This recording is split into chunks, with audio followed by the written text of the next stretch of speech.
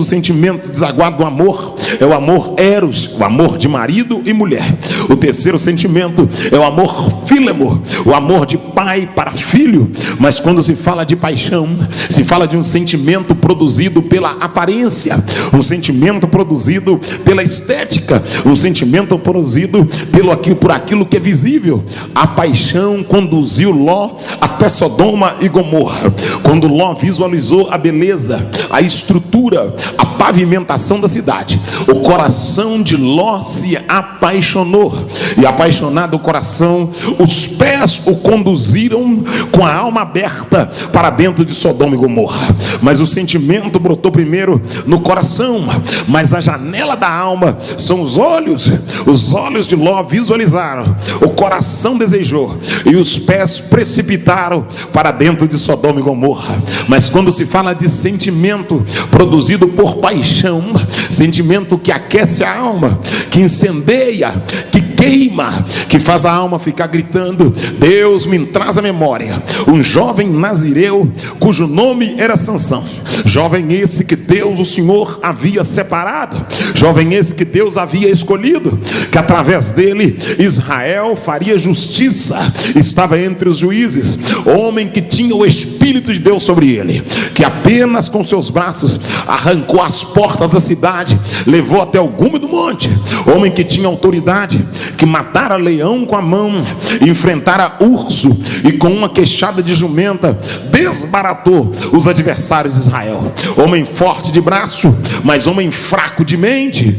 Homem forte de físico, mas homem fraco intelectualmente. Homem habilidoso com a queixada de jumenta, mas homem desequilibrado diante das paixões e dos desejos carnais. Quando se fala de paixões e desejos carnais, e quando se olha o crivo ou o currículo da pessoa de Sansão, é perceptível que Sansão já tinha uma inclinação para os desejos da carne, já havia cometido pecado em Soreque, já havia deitado com a prostituta, já tinha se entregado aos prazeres da carne. Só que o diabo demanda de paciência, o diabo demanda de paciência, ele tece a teia com precisão, ele demanda de tempo para preparar uma armadilha.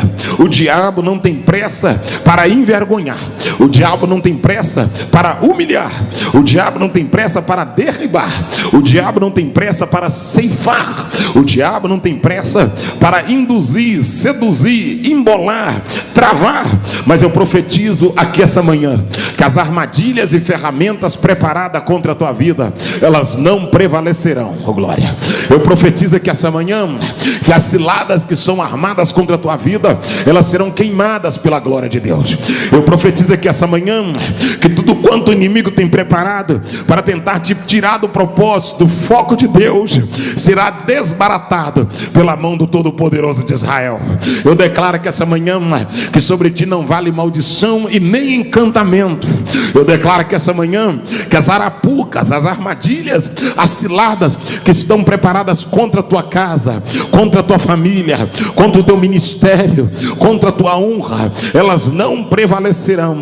Eu profetizo aqui essa manhã e declaro que o Senhor é o teu escudo, é a tua rocha, é a tua fortaleza, é o teu abrigo. Eu declaro que essa manhã, se você está apaixonado, indo atrás da tua paixão, o amor ágape vai te conduzir até o Calvário. Eu profetizo que a tua vida vai mudar de rota. Eu declaro que os seus pés não correrão para o lugar escorregadio. Eu profetizo que a tua alma não andará nos lugares escuros. Eu declaro que o Senhor Deus há de tirar da espada, há de pegar da rotela, há de pegar o escudo e há de pelejar em teu favor. Eu profetizo que essa manhã que há um revestimento sobre a tua vida. Eu declaro que há um avivamento brotando aqui nesta cidade. Eu profetizo que o espírito que paralisa a mente dos crentes que estava pairando sobre essa cidade está sendo repreendido. E desde quando cheguei aqui essa manhã, o Espírito de Deus me disse: declare e profetize que as cadeias que estão aprisionando pessoas em casa, impedindo pessoas de cultuar cultuar e de adorar o meu nome, essas cadeias cairão. Eu profetizo que aquele que está tombado há de ser posto de pé. Eu declaro que aquele que está caído será levantado pela mão de Deus. Eu declaro que aquele que está fracassado há de ser fortalecido. Eu profetizo que o desanimado ficará animado, o fraco há de se levantar. Eu declaro que o avivamento correrá nos 4 cantos dessa cidade, e uma glória há de visitar aquele que está em casa parado, paralisado, estefado, completamente cansado, rendido por causa das decepções. Há de se levantar e dizer: Deus tomou da rotela, pegou da espada, já embraçou o escudo e vai diante de mim pelejando em prol da minha vida. Eu declaro que um verdadeiro avivamento virá sobre este lugar, virá sobre a tua vida. Tu não serás a mesma, tu não serás o mesmo. Adacalassúria, a mão de Deus te envolverá. Amacalamashandarai.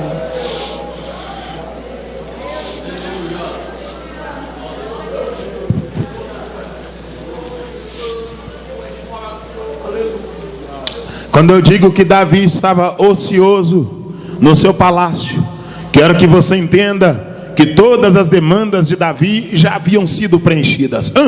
Quando eu digo que as demandas de Davi estavam preenchidas, quero rapidamente falar com você quem era Davi e quem é o Davi desocupado no palácio.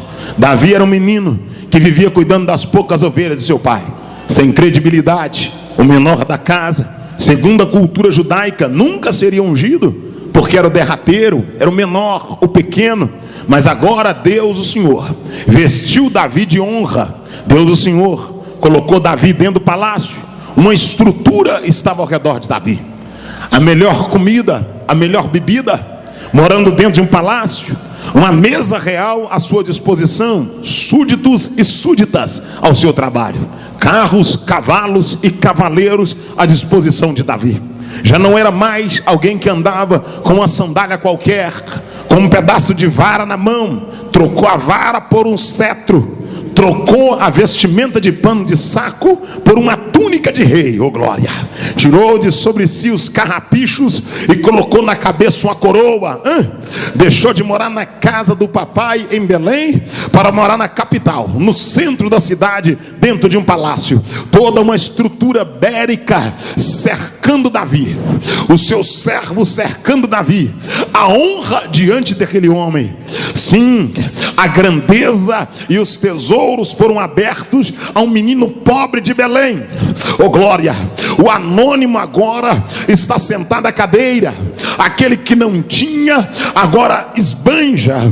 Não esbanja no sentido de desperdiçar, mas esbanja no sentido de ser provido, de ter tudo quanto quer, de viver uma vida patrocinada por uma chamada de Deus. Escuta o que eu vou dizer: viver uma vida patrocinada pela chamada de Deus. Tinha tudo na mão, porque era o derradeiro, era o menor, o pequeno. Mas agora Deus, o Senhor, vestiu Davi de honra. Deus, o Senhor, colocou Davi dentro do palácio.